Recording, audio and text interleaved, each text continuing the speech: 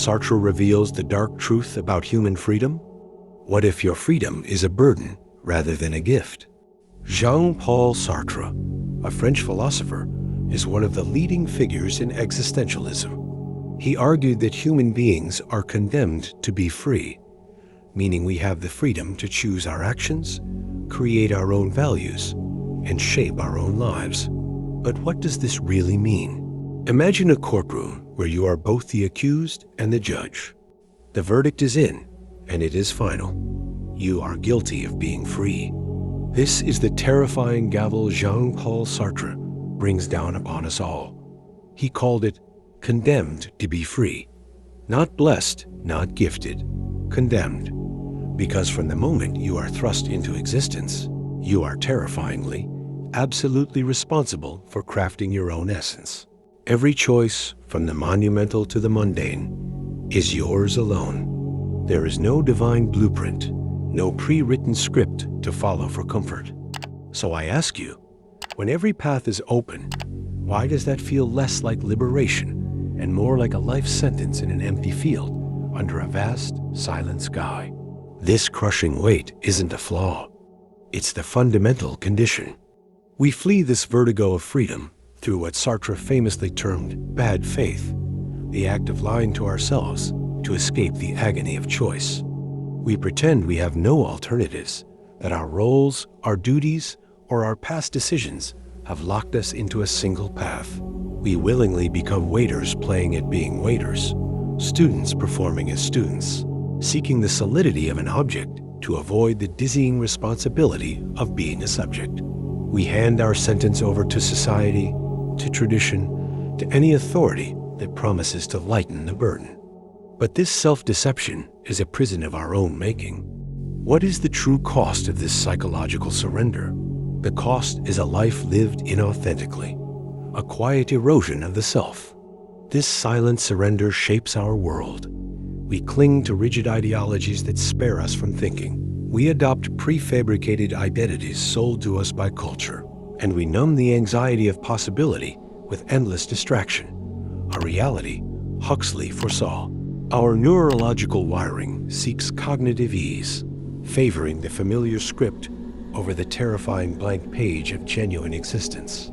We become walking echoes, haunted by the ghost of the person we were condemned to create, but were too afraid to become. This is how the free will we deny curdles into quiet resentment and existential dread. But what if this very anguish holds the key? The rebellion begins with a single, horrifying, and exhilarating act: to choose your anguish, to stare into the abyss of your own freedom and accept the nausea that comes with it. As Viktor Frankl realized even in the camps, the last of human freedoms is to choose one's attitude. This is the radical shift. You must cease seeing yourself as a fixed entity and instead as a perpetual project, a work of art forever in progress. Embrace the anxiety not as a symptom of illness, but as the proof of your liberty. Every moment of doubt is a crossroads.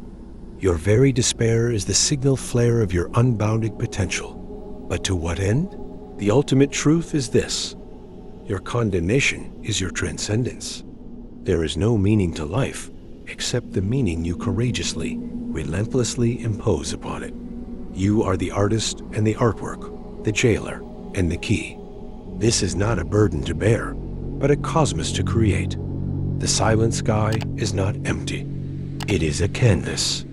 Your freedom is the brush. Every choice is a stroke of defiance against the void. So, what will you paint?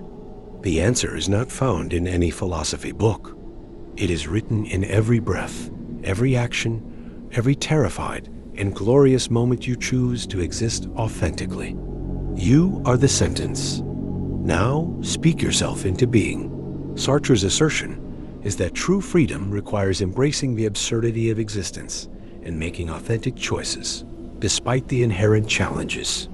This means acknowledging that life is unpredictable and uncertain, and that our choices may not always lead to the outcomes we want.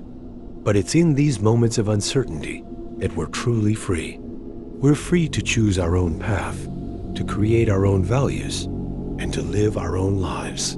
In the end, Sartre's insights challenge us to rethink our understanding of freedom and responsibility in our lives.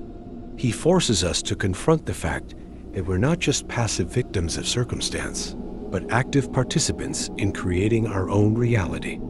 So I want to leave you with a question. Are you ready to take responsibility for your choices, to embrace the absurdity of existence, and to live life on your own terms? If you're interested in exploring more about existentialism and Sartre's philosophy, be sure to check out my video on existentialism for deeper insights. And if you have any thoughts on Sartre's views, share them with me in the comments below. I'd love to hear from you.